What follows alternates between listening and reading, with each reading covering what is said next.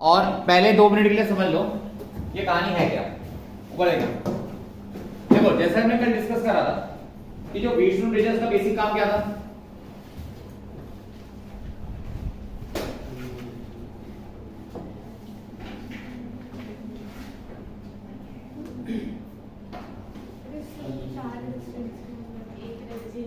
तुम नहीं बोलो, बोलो भाई किशा बोलिए। व्हीटस्टोन ब्रिज का काम क्या था? अननोन रेजिस्टेंस को फाइंड करना, ये व्हीटस्टोन ब्रिज का काम था। ठीक है जी। और इसमें हमने टोटल कितने रेजिस्टेंस लगाए थे? 4। इसमें 3 रेजिस्टेंस तो ऐसे होते हैं जिनकी वैल्यू हमें लगभग मालूम होती है ना, लगभग मालूम होती है। असल में क्या होता है, पी और क्यू का तो हमें रेशियो मालूम होता है, और जो ये तीसरी ब्रांच होती है आर वाली, इसका हमें प्रॉपर रेजिस्टेंस मालूम होता है।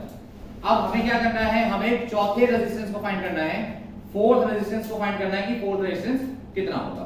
ठीक है जी। तो इसके लिए हमने कुछ इस तरह से सर्किट बनाई थी। अब देखो स्टार्टिंग क्या होता है, सबसे पहले समझिएगा। जैसे हम इस की को क्लोज करेंगे और रेजिस्टेंस बॉक्स से अपना मनचाहा कोई भी रेजिस्टेंस निकाल देंगे, कोई भी मनचाहा जो तुम्हारा मन करता होगा वो रेजिस्टेंस आप निकाल दो। ठीक है जी। और शुरुआत करना कि छोटी वैल्यू से शुरू करना, लाइक 1 ओम से, या जो भी सबसे छोटी वैल्यू होगी वहां से शुरू करना। तो मैंने पढ़े, तो सबसे पहले हमने क्या करा, की को क्लोज करा। अब जैसे ही इस की को क्लोज करेंगे, देखो पूरी सर्किट में करंट फ्लो होने लगेगा। यहां से करंट जाएगा, ए से डिवाइड होगा, बी से डिवाइड होगा, हर जगह से डिवाइड होगा, कहीं ऐड होगा, कहीं डिवाइड होगा, ये काम चलता रहेगा। तो अब देखिएगा कि गैल्वेनोमीटर से भी कुछ करंट जा रहा है,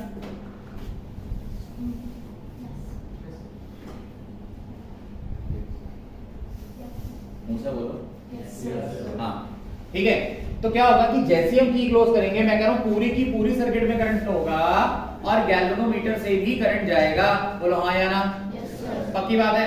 अब हमारा यहाँ पे मेन मकसद ये है कि किसी तरह इस गैल्वेनोमीटर के करंट को जीरो करना है ना। और इसके लिए हमारे पास सिर्फ एक ऑप्शन है, सिर्फ एक काम है कि जो आर है ना, आर जो कि बेसिकली वेरिएबल रेजिस्टेंस है या फिर क्या है, रेजिस्टेंस बॉक्स है, हम इसकी वैल्यू को बढ़ाते जाएंगे। मतलब बिल्कुल जीरो से या बिल्कुल जो सबसे छोटा रेजिस्टेंस होगा वहां से हम इसकी वैल्यू को बढ़ाते जाएंगे। ठीक है जी। तो मैं एक बार दोबारा बताऊं मैंने क्या करा। सबसे पहले हमने क्या करा, की क्लोज करी। ये डायग्राम तो नहीं बनाने, अब आपने ध्यान रखना डायग्राम भी बनाओगे अब आप, क्योंकि आपने डायग्राम पहले बना रखा है। ठीक है जी। तो की हमने सबसे पहले क्या करी, क्लोज करी। यहां से करंट फ्लो होना शुरू हुआ, ए पे आया, करंट डिवाइड हुआ, फिर ये करंट ऊपर गया, फिर करंट डिवाइड हुआ। तो कुछ करंट किसमें से पास करेगा बताओ? गैल्वेनोमीटर में से पास करेगा। अब ऊपर से करंट आया, नीचे से करंट आया, दोनों ऐड होके कहां से जाएंगे? एस में से, अननोन रेजिस्टेंस में जाएंगे। पक्की बात है। अब मुद्दा यहां पर यह है कि गैल्वेनोमीटर से भी कुछ ना कुछ करंट पास कर रहा है। बोलो हाँ या ना? गैल्वेनोमीटर से भी कुछ ना कुछ करंट पास कर रहा है। तो गैल्वेनोमीटर यहां से अगर करंट पास करेगा तो गैल्वेनोमीटर में डिफ्लेक्शन आएगा। मैंने कल बताया था कि गैल्वेनोमीटर का जो जीरो होता है वो कहां होता है? बीच में होता है। अब ये डिफ्लेक्शन दोनों साइड का होता है, या तो इधर डिफ्लेक्शन करेगा या फिर उधर डिफ्लेक्शन करेगा। तो कहीं भी डिफ्लेक्शन कर जाए, मान लो उधर डिफ्लेक्शन कर दिया। अब हमारा मकसद ये है कि किसी तरह गैल्वेनोमीटर के करंट को रिड्यूस करके कितने पे लाना? किसी तरह गैल्वेनोमीटर करंट को रिड्यूस करके कितने पे लाना? 0 पे लाना। अब इसके लिए हमने क्या करा है, मैं आपकी बात सुनिए। हमारे पास सिर्फ एक ही ऑप्शन है कि इस r की वैल्यू को हम बढ़ाते जाएंगे फ्रॉम स्टार्टिंग। मतलब जो भी सबसे छोटी वैल्यू होगी वहां से हम r की वैल्यू को धीरे धीरे बढ़ाते जाएंगे। तो देखो जी, जैसे जैसे रेजिस्टेंस बढ़ेगा, जैसे जैसे रेजिस्टेंस बढ़ेगा, हम देखते जाएंगे कि यहाँ जो गैल्वेनोमीटर का करंट है ये कम होता जाएगा। बोलो हाँ या ना? जैसे जैसे रेजिस्टेंस बढ़ेगा वैसे वैसे गैल्वेनोमीटर करंट क्या हो जाएगा? कम। अभी मैं समझाऊंगा नहीं कि ऐसा क्यों हो रहा है। ठीक है। अभी आप सिर्फ सुन लो कि जैसे जैसे हम रेजिस्टेंस बढ़ाते जाएंगे वैसे वैसे गैल्वेनोमीटर करंट कम होता जाएगा, है ना। जैसे आपने क्या करा, सबसे पहले यहाँ पे 1 ओम था तो करंट बहुत ज्यादा था, आपने 2 ओम कर दिया, करंट कम हो गया। आपने 3 ओम कर दिया, करंट और कम हो गया। आपने 4 ओम कर दिया, करंट और कम हो गया। आपने 5 ओम कर दिया, करंट और कम हो गया। और ऐसे धीरे धीरे कब तक आप रेजिस्टेंस बढ़ाओगे? जब तक गैल्वेनोमीटर करंट क्या नहीं हो जाता? 0। जब तक गैल्वेनोमीटर करंट क्या नहीं हो जाता? 0। और जैसे ही इस गैल्वेनोमीटर का करंट 0 हो जाता है, हमारा व्हीटस्टोन ब्रिज बैलेंस्ड हो जाता है। क्या हो जाता है? हमारा व्हीटस्टोन ब्रिज जो है वो बैलेंस्ड हो जाता है। इसे हम बोलते हैं बैलेंस्ड व्हीटस्टोन ब्रिज। कब? जब गैल्वेनोमीटर में से करंट कितना पास करेगा? 0 पास करेगा। बोलो इतनी बात समझ में आ गई? हाँ या ना? तो एक आखिरी बार रिपीट कर रहा हूं, शॉर्ट में कर रहा हूं। की क्लोज करी, गैल्वेनोमीटर से करंट जा रहा होगा, हमारा मकसद क्या करना, जीरो रेजिस्टेंस करना। तो फिर क्या करना, जीरो करंट को जीरो करना। किसके करंट को जीरो करना, गैल्वेनोमीटर के करंट को जीरो करना। हमारे पास सिर्फ एक तरीका है गैल्वेनोमीटर के करंट को चेंज करने का, इस आर को चेंज करना। अब आर को बढ़ाओ या घटाओ कुछ भी करो, वैसे जनरल प्रॉपर्टी होती है कि बढ़ाना चाहिए, शुरू से बढ़ाना चाहिए। तो जब बढ़ाते चलेंगे आर की वैल्यू को, तो जो कैपिटल जी है, जो गैल्वेनोमीटर है करंट है, वो हमेशा क्या होता जाएगा, कम होता जाएगा। और ऐसी रेशन बढ़ाते बढ़ाते बढ़ाते बढ़ाते एक वक्त ऐसा आएगा जब गैल्वेनोमीटर का करंट कितना हो जाएगा, जब गैल्वेनोमीटर का करंट क्या हो जाएगा, जीरो हो जाएगा। बोलो बात समझ में आ गई। और जैसे ही गैल्वेनोमीटर का करंट जीरो होगा, मैं कहूंगा ये व्हीटस्टोन ब्रिज कैसा हो जाएगा, ये बैलेंस हो जाएगा। बोलो बात समझ आई, हाँ या ना। ठीक है, तो चलिए पहले वर्किंग में इतनी कहानी लिखेंगे। आप कुछ नहीं बनाओगे, अभी कोई डायग्राम नहीं बनाओगे, मेरे कहने से बिना, ध्यान रखना। चलो वर्किंग लिखना शुरू करो। ठीक है, व्हेन की is closed,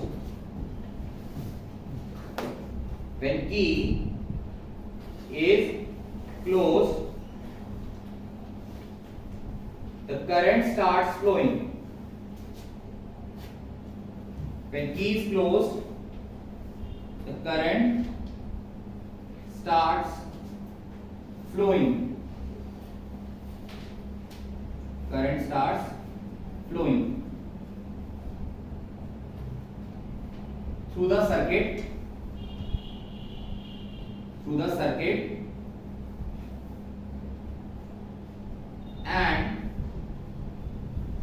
and some current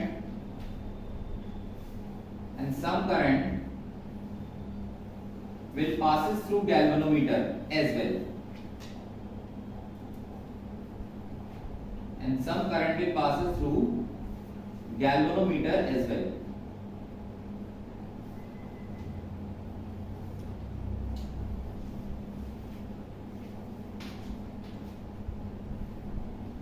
ठीक है, लाइन चेंज कर लिखना,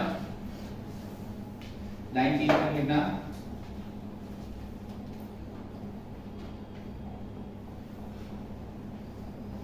Now the resistance capital R, now the resistance capital R is so adjusted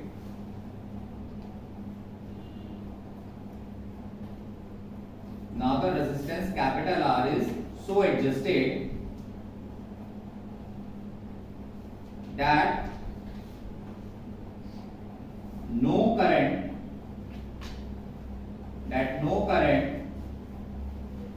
flows through galvanometer. No current flows through galvanometer.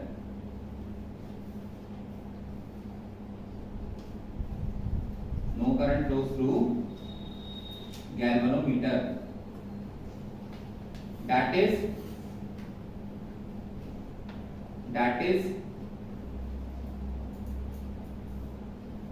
galvanometer shows no deflection. That is galvanometer shows no deflection.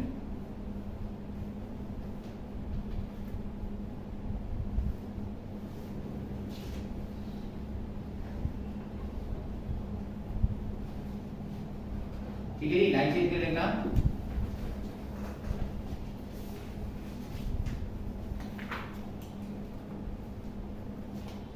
Here Wheatstone bridge is said to be balanced.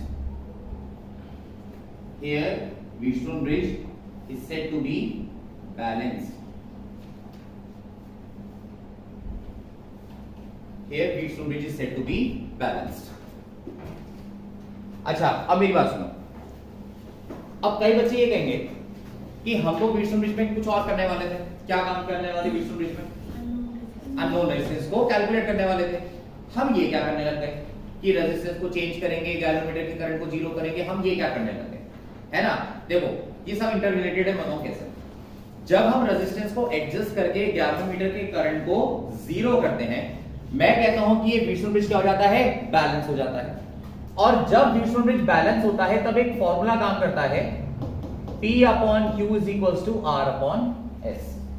है ना। ध्यान रखिएगा ये formula सिर्फ और सिर्फ तब काम करता है जब ये विल्सन ब्रिज बैलेंस होता है, यानी गैल्वेनोमीटर में करंट कितना जाता है, कोई करंट पास नहीं करता, कोई भी करंट इसमें से फ्लो नहीं करता, तब जाके हमारी ये कंडीशन जो है फॉलो होती है, तब जाके हमारी कंडीशन जो है ओबे करती है।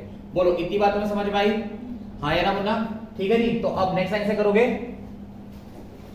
And the condition for balance state is, and the condition for balanced state is, इस फॉर्मूले को लिख लीजिए, P upon Q is equal to R upon S. P upon Q is equal to R upon S. तो ये हमारी condition है balance state की। तो अब आप खुद सोचिए कि अगर मान लीजिए ये फॉर्मूला काम कर रहा है, तब तो हमारी S की वैल्यू निकल जाएगी। क्यों?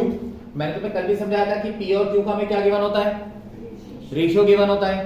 कैपिटल R की वैल्यू हमें गिवन होती है, नोन होती है, और बचा कौन, कैपिटल S, वो हमारा नोन है, तो इस फॉर्मूले से आ जाएगा, खत्म बात समझ में आ गई? आया ना? चलिए सबहेडिंग लिखिए प्रूफ। अब हमें क्या करना है, हमें इसका प्रूफ करना है कि आखिर ये फॉर्मूला आया तो आया कैसे। अब जरा यहां पे कुछ बातों पे गौर करिएगा।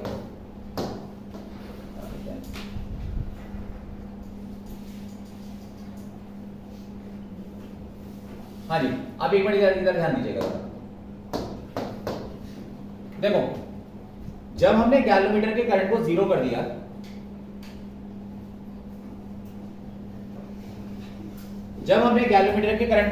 दिया, तो मुझे सोच के बताओ, क्या इस ऊपर वाले पॉइंट से, बी वाले पॉइंट से कोई डिवीजन होगा करंट का?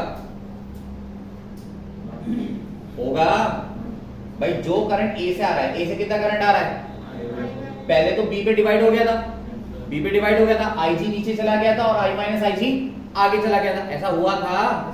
बट मैं कहता हूं कि अगर मान लो गैल्वेनोमीटर का करंट डिवाइड ना हो,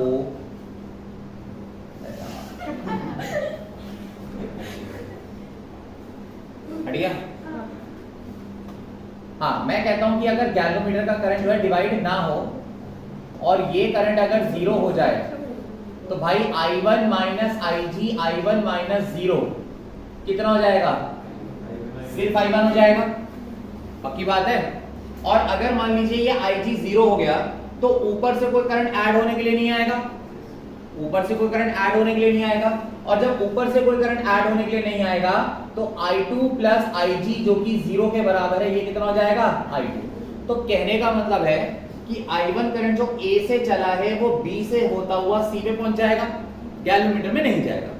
और I2 करंट जो A से चला है D से होता हुआ S पे पहुंच जाएगा, C पे पहुंच जाएगा। बोलो ऐसा ही होगा, बीच में गैल्वेनोमीटर में कोई भी करंट नहीं होगा। मैं सही कह रहा हूं पक्का? ठीक है जी। तो चलिए अब हमको क्या करना है, हमें एक कंडीशन ड्राइव करनी है कि ये फॉर्मूला कहां से आया। अब आप ये वाला फॉर्मूला, ये वाला डायग्राम बना लीजिए, ये डायग्राम प्रूफ पे बना लीजिए।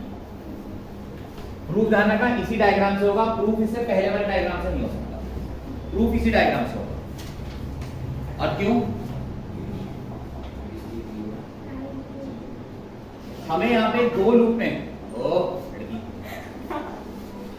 क्या देखिए बहुत गलत हो जाएगा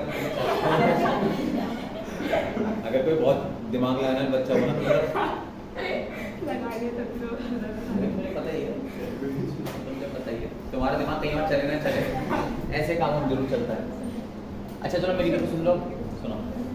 यहाँ पे तुम्हें 3 लूप दिख रहे हैं, यहाँ तुम्हें 3 लूप दिख रहे हैं, एक ये छोटा, एक ये छोटा और एक पूरा बड़ा।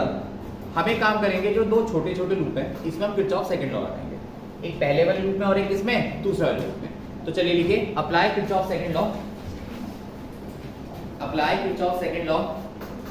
पहला लूप लिखिए कौन सा वाला है, पहला लूप है ए बी डी ए, ठीक हो। Apply Kirchhoff second law in loop A B D ए।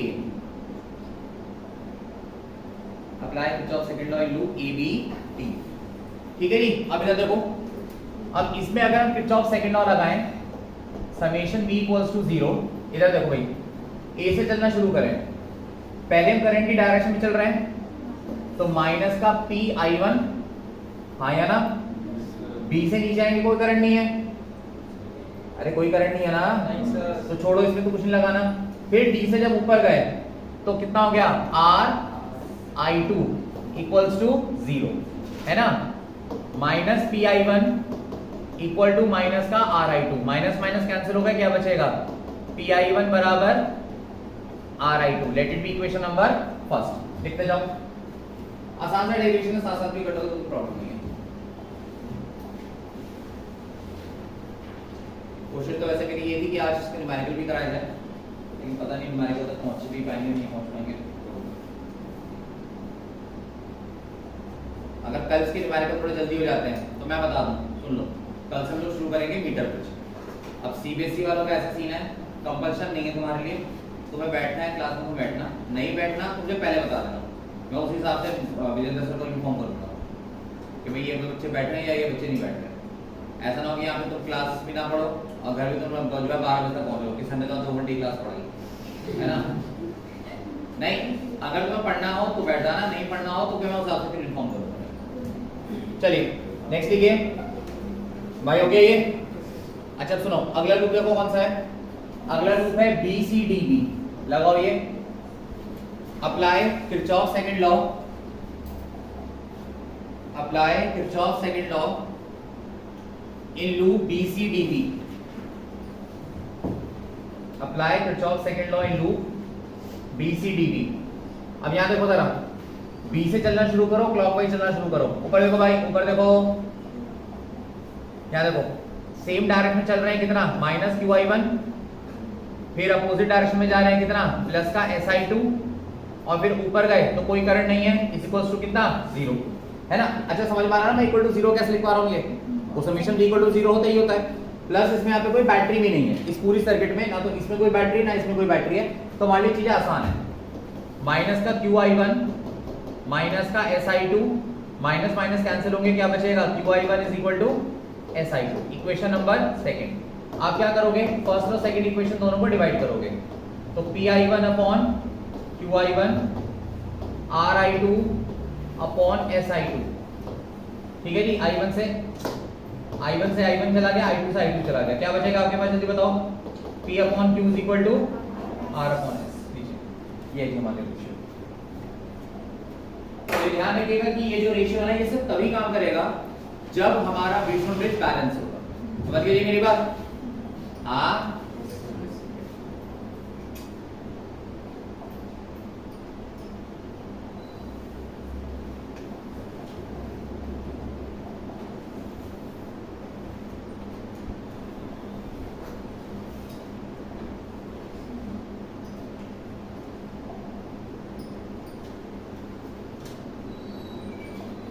हो गया भाई, चलो अब सुनो, एग्जाम में जिसका क्वेश्चन आता है वो लगभग इतना ही होता है, जिसमें आपको लेवल डायग्राम बनाना होता है, इसका प्रिंसिपल लिखना होता है, वर्किंग समझानी होती है और डेरिवेशन करना होता है।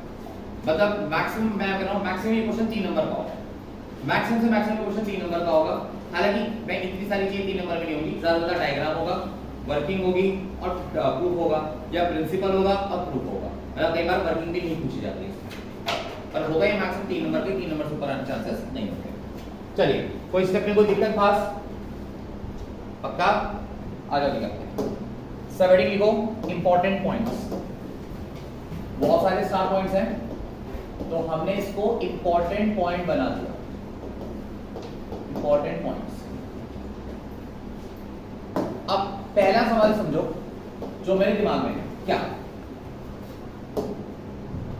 इस रेजिस्टेंस को चेंज करने से गैल्वेनोमीटर का करंट 0 कैसे होगा। ये पहला सबसे बड़ा क्वेश्चन मेरे मन में है कि रेजिस्टेंस की वैल्यू को चेंज करने से गैल्वेनोमीटर का करंट कैसे चेंज होगा, मतलब ये दोनों आपस में कैसे रिलेटेड है। कोई गैस करना चाहेगा, एक ऐसे नहीं सुनूंगा, एक एक करके बोलो। हाँ सर, पीवी और आरएस का रेशियो सीधे है। बाबू मैं बताऊं देख क्या हुआ इसमें, पहले हमने चेंज करा आर, फिर आईजी चेंज हुआ, फिर वो रेशियो आया। समझ रहा, मतलब रेशियो जो है बिल्कुल एंड पॉइंट है।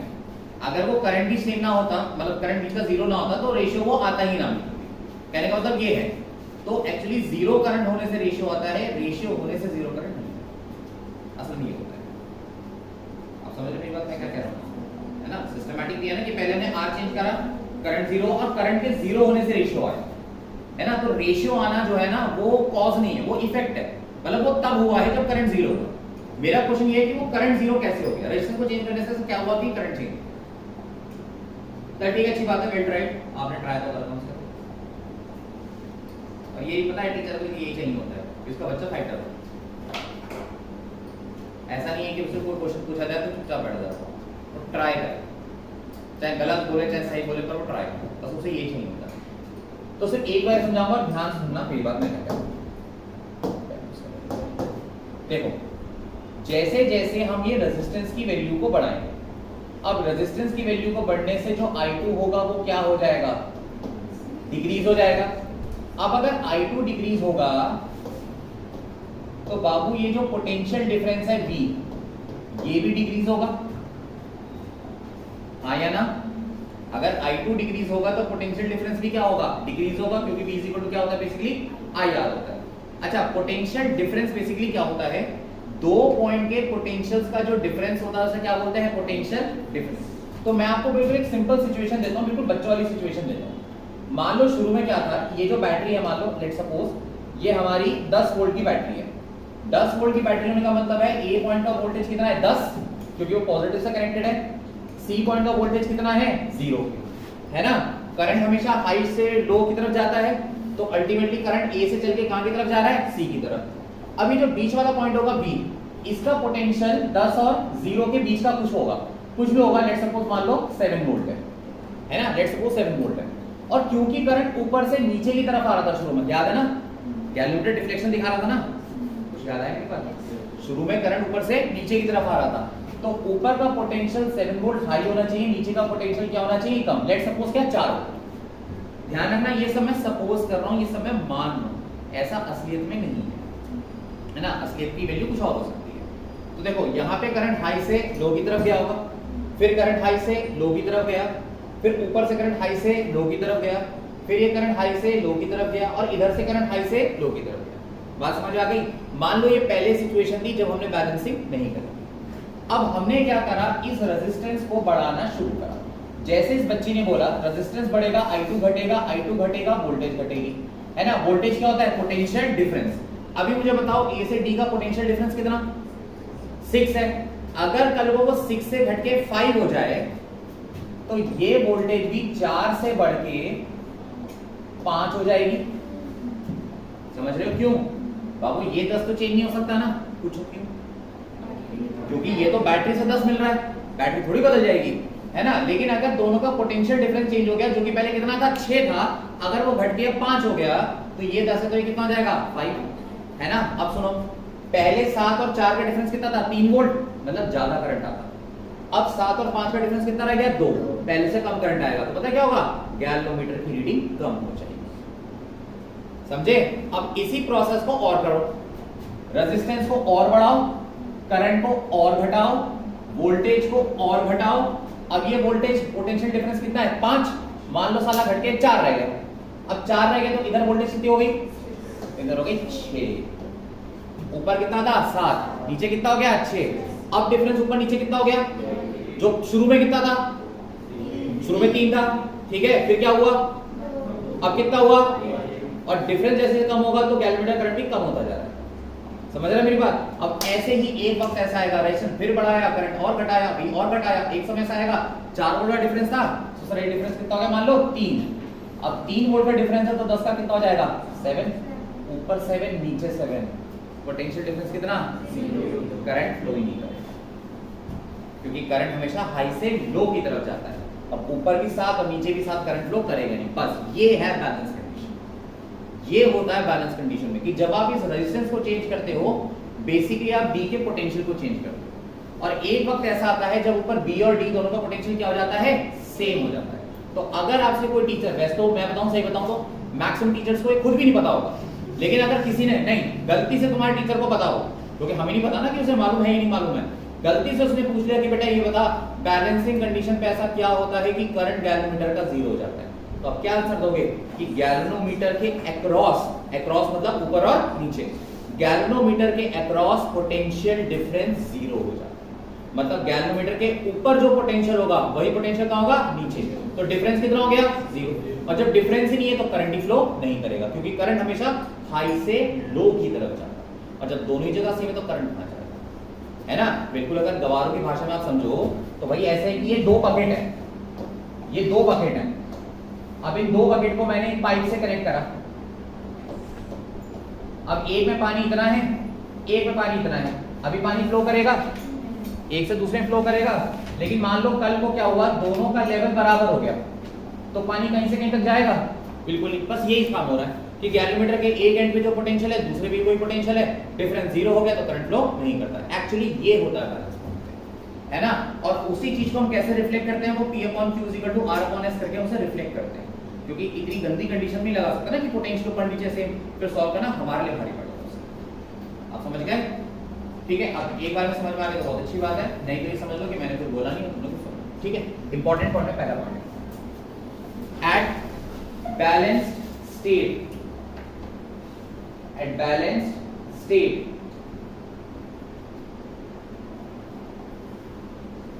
द पोटेंशियल डिफरेंस, कॉमा करके, the potential difference across galvanometer,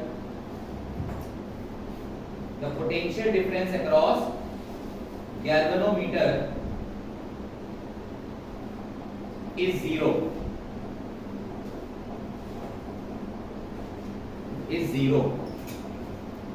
That is, इसका क्या मतलब हुआ, that is potential at B, हमारा बी पॉइंट है ना डायग्राम के हिसाब से, equals to potential at D. तो बी पॉइंट पे और डी पॉइंट पे पोटेंशियल बराबर हो जाता है, इसलिए गैल्वेनोमीटर में से कोई करंट नहीं जाता है। ठीक है भाई, ठीक है जी। चलिए सेकंड पॉइंट लिखिए, सेकंड पॉइंट लिखिए, sensitivity of Wheatstone bridge. Second point लिखिए, सेंसिटिविटी ऑफ व्हीटस्टोन ब्रिज। अब देखो, क्योंकि आप अभी 12th के सिलेबस का सबसे पहला मेजरिंग डिवाइस पढ़ रहे हो, इस 12th के सिलेबस में बहुत सारे मेजरिंग डिवाइसेस आएंगे हमारे पास आगे, और हर मेजरिंग डिवाइस में ना एक टर्म आएगी रिलेटेड, जो है सेंसिटिविटी। सेंसिटिविटी का मतलब क्या होता है, सेंसिटिविटी का मतलब कोई भी जो डिवाइस है वो छोटे से छोटे चेंज को, जिसको भी वो नाप रहा है, चाहे करंट को नाप रहा है तो करंट के छोटे से छोटे चेंज को क्या वो डिटेक्ट कर पाएगा, या वोल्टेज नाप रहा है तो क्या वो वोल्टेज के छोटे से छोटे चेंज को डिटेक्ट कर पाएगा, ये चीज उसकी सेंसिटिविटी कहलाती है। आप समझ पा रहे हैं मेरी बात। जैसे आप मान लीजिए आपकी स्किन है, अब आपकी स्किन पे हल्के से किसी ने पिन चुबा दी तो आपको दर्द होता है, क्यों क्यों क्योंकि आपकी स्किन सेंसिटिव है। अरे हाँ या ना, आपकी स्किन सेंसिटिव है, ये छोटी सी सुई से भी आपको फर्क पड़ेगा, पक्की बात है। लेकिन अगर मान लीजिए वो वही छोटी सी सुई, मान लीजिए मैं किसी हाथी के पैर में लगा दूं हल्की सी, तो क्या उसको फर्क पड़ेगा? नहीं। क्यों? क्योंकि उसके पैर की जो स्किन होगी या जो उसके बॉडी की स्किन है वो इतनी ज्यादा सेंसिटिव नहीं। तो सेंसिटिविटी का मतलब वही होता है जो नॉर्मल टर्म में समझते हैं कि छोटे से छोटे चेंज को डिटेक्ट कर पाना, दैट इज कॉल्ड सेंसिटिविटी। तो व्हीटस्टोन ब्रिज की सेंसिटिविटी का क्या मतलब है, अगर ये गैल्वेनोमीटर में आ रहे छोटे से छोटे डिफ्लेक्शन को पकड़ ले, छोटे से छोटे चेंज को भी पकड़ ले, तब हमारा व्हीटस्टोन ब्रिज जो है वो ज्यादा सेंसिटिव कहलाता है। तो जितने छोटे करंट को डिटेक्ट कर पाएगा, जितने छोटे रेजिस्टेंस के चेंज को डिटेक्ट कर पाएगा, हमारा व्हीटस्टोन ब्रिज उतना ज्यादा सेंसिटिव कहलाता है ना। अब मैं थोड़ा सा और डिटेल में जा रहा हूं, है ना, वैसे सिलेबस का पार्ट नहीं है लेकिन थोड़ा डिटेल में जा रहा हूं। सेंसिटिविटी पड़ी क्यों जाती है?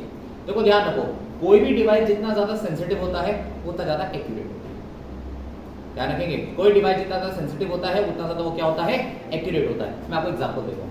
वेइंग मशीन होती है, वेइंग मशीन होती है, मान लो एक वेइंग मशीन आपके जूलर की दुकान पे, और एक वेइंग मशीन जो है वो स्क्रैप वाले पे, कबाड़ी वाले पे, है ना। अब जो जूलर वाली वेइंग मशीन होती है वो आप कभी देखना, वो भाई साहब मतलब उसमें लीस्ट जो वैल्यू होती है ना 0.0001 ग्राम तक भी नाप पाता है। मतलब इवन वो मिलीग्राम की वैल्यू भी नाप पाता है, वो मिलीग्राम की वैल्यू भी नाप सकता है। ठीक है, क्यों? क्योंकि ज्वेलरी दुकान पे लोग सोना चांदी खरीदने जाते हैं, और सोना चांदी तो भाई कोई किलो में नहीं खरीदता होगा, है ना, कि भाई 2 किलो सोना पैक कर दे आज, है 2 किलो सोना तो उसकी दुकान में नहीं होगा। 1 किलो सोना ही मतलब 1 करोड़ से ऊपर है, समय 2 किलो 2 करोड़ से ऊपर हो गया, 2 करोड़ कम बोलो, ज़्यादा ही होगा, ज़्यादा ही होगा, 2 करोड़ 20 करोड़ रुपये आसपास होगा। तो आप समझ रहे हो, सोना चांदी को खरीदने जाता है तो क्या खरीदेगा भाई, 5 ग्राम की अंगूठी बना दे, 10 ग्राम के टॉप्स बना दे, 20 ग्राम का मंगलसूत्र बना दे, ग्राम्स में नापेगा ना। और उसमें सोने में क्या है, वो मिलीग्राम की भी वैल्यू है। आप समझ रहे हैं कि 1 ग्राम सोना ही अगर 10-11 हज़ार रुपए का है तो भाई मिलीग्राम की भी वैल्यू होगी, 100-150 रुपये कुछ तो वैल्यू होगी। तो इसलिए सुनार के पास जो वेइंग मशीन होती है वो बहुत ज्यादा सेंसिटिव होती है कि जो मिलीग्राम को भी डिटेक्ट कर लेगी, मिलीग्राम में भी चेंज आ रहा है उसको भी डिटेक्ट करेगी। और ज्यादा सेंसिटिव से फायदा क्या है, वो ज्यादा एक्यूरेट है, मतलब ज्यादा डेसिमल तक नापेगी। अब सुनो, अब कबाड़ी दुकान पे कोई जाता होगा कुछ सामान लेने कि तुमने कहीं से लोहा इकट्ठा कर लिया, अरे मतलब घर से कह रहा हूँ इमेजिन करो कि अपने आपको बैग के साथ जैसे तुमने लोहा इकट्ठा कर लिया, कहीं से प्लास्टिक इकट्ठा कर लिया, अब ऑब्वियसली बात है वो केजीज में ही होगा ना। अब वहां तुम ग्राम में तो नहीं बेचोगे कि भैया ये 10 ग्राम प्लास्टिक इकट्ठी करी जाए खरीद ले इसको, ये नहीं करोगे ना तुम, ऑब्वियसली बात है वो तुम केजीज में बेचोगे, 10 किलो 20 किलो 50 किलो। तो स्क्रैप डीलर के पास जो वेइंग मशीन होगी वो मिलीग्राम में नहीं नापेगी, इवन वो कई बार तो ग्राम में भी नहीं नापती, वो केजीज में नापती है। उसमें जो मिनिमम रीडिंग होती है वो 0.1 केजी के आसपास होती है। तो इसकी सेंसिटिविटी कम है। आप ये नहीं कर सकते कि कबाड़ी वाले के पास गए कि भैया एक काम करिए, मेरे को ना सोने के टॉप्स हमने खरीदे हैं, जरा एक बार नाप के देखियो कितने ग्राम की हो रही है। वो डिटेक्ट कर पाएगा, बताओ मुझे, नहीं कर पाएगा ना। तो पॉइंट इज दिस, कोई भी डिवाइस ज्यादा सेंसिटिव हम क्यों बनाते हैं, ताकि उसे एक्यूरेट बनाया जा सके। तो जूलर वाला जो वेइंग मशीन है वो ज्यादा सेंसिटिव है, दैट मींस ज्यादा एक्यूरेट है। स्क्रैप वाली ज्यादा सेंसिटिव नहीं है, मतलब ज्यादा एक्यूरेट नहीं है। अब बात समझ में आ गई, ठीक है। एक लास्ट में समझा रहा हूँ, व्हीटस्टोन ब्रिज हमें सेंसिटिव बनाना है, और सेंसिटिव कब कहलाता है, जब वो छोटे से छोटे करंट के चेंज को, छोटे से छोटे रेजिस्टेंस चेंज को डिटेक्ट कर ले। देखो इसमें फटाफट, अब Wheatstone bridge is said to be sensitive. A Wheatstone bridge is said to be sensitive if it shows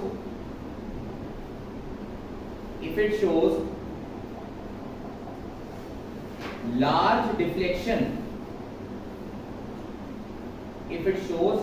deflection, in galvanometer, large deflection in galvanometer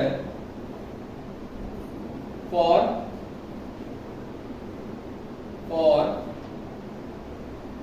a small change of resistance,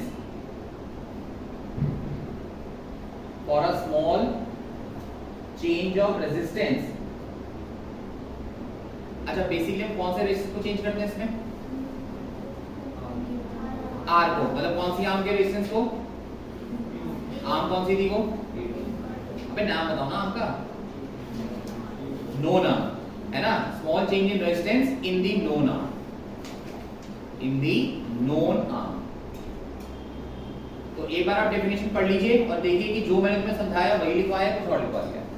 कि जब आप known arm के resistance को हल्का सा भी change करते हैं, और ऐसा करने से करंट में बहुत ज्यादा चेंज आता है, गैल्वेनोमीटर में डिफ्लेक्शन अच्छा खासा आता है, तब हमारा व्हीटस्टोन ब्रिज जो है वो क्या कहलाता है, सेंसिटिव कहलाता है। बोलो हाँ या ना। अच्छा अब एक तीसरा पॉइंट भी साथ में लिख लो क्योंकि रिलेटेड पॉइंट है इसके साथ। अच्छा हमको कैसे पता चलेगा कि व्हीटस्टोन ब्रिज ज्यादा सेंसिटिव है या कम सेंसिटिव है, हमको कैसे पता चलेगा। देखो कोई भी व्हीटस्टोन ब्रिज ज्यादा सेंसिटिव कब होता है, जब उसकी चारों आर्म के रेजिस्टेंस सेम ऑर्डर के होते हैं, समझ गए। जब उसकी चारों आर्म के रेजिस्टेंस क्या होते हैं, सेम ऑर्डर के होते हैं। सेम ऑर्डर का मतलब होता है जैसे कि मान लीजिए जो 4 रेजिस्टेंस हैं P, Q, R, S, सबकी वैल्यू लगभग एक ही पावर में होगी। जैसे मान लीजिए P की वैल्यू जो है दैट इज 2 × 10⁻3, Q की वैल्यू जो है 3 × 10⁻3, R की वैल्यू जो है मान लो 4 × 10⁻3, और S की वैल्यू जो है 6 × 10⁻3। अब यहाँ पे क्या है, सबका ऑर्डर मतलब ये जो पावर है वो क्या है, सेम है ना। तो ऐसे केस में जो व्हीटस्टोन ब्रिज है ये ज्यादा सेंसिटिव कहलाता है। अच्छा अब मैं तुम्हें एक सिचुएशन और देता हूं। पहले वाले केस में जो व्हीटस्टोन ब्रिज है वो सेंसिटिव भी है प्लस क्या है, बैलेंस भी है। सेंसिटिव कैसे पता चल रहा है बताओ, चारों का ऑर्डर बराबर है, मतलब चारों की पावर बराबर है। और बैलेंस कैसे, वो देख लो 2/3/4/6 रेशियो बराबर ही होता है। हाँ अब सुनो, मान लो इसको हम कर दें 2 × 10 की पावर 3, इसको हम कर दें सिर्फ 3, इसको कर दें 4 × 10 की पावर 3 और इसको कर दें हम लोग क्या सिर्फ 6। भाई बैलेंस तो अभी भी है, बैलेंस तो अभी भी है, निकाल के देख लो तुम रेशियो 2000/3 ये रेशियो आ गया, उधर रेशियो निकालेंगे तो भी 2000/3 आएगा, रेशियो तो अभी भी ठीक है, बैलेंस तो अभी भी है। पर भैया अब की बार ये सेंसिटिव नहीं है क्योंकि ऑर्डर क्या है अलग। तो सुनो, अब दोनों ही केस में जो आंसर है वो किस में बेटर आएंगे, पहले वाले में, समझे? क्योंकि ज्यादा सेंसिटिव मतलब ज्यादा एक्यूरेट, और ज्यादा एक्यूरेट मतलब ज्यादा बेटर आंसर आएंगे। तो यहां जब आप इसकी वैल्यू निकालोगे तो वो ज्यादा एक्यूरेट आएगी, दूसरे वाले में जब इसकी वैल्यू निकालोगे तो ज्यादा एक्यूरेट नहीं आएगी।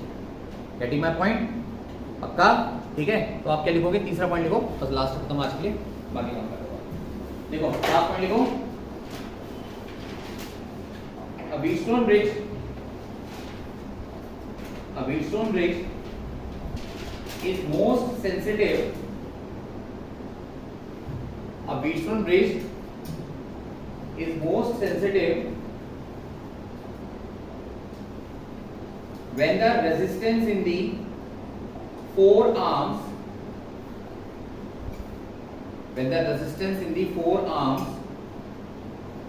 are of same order. When the resistance in four arms are of same order. ठीक है जी, चलो बाकी कंप्लीट।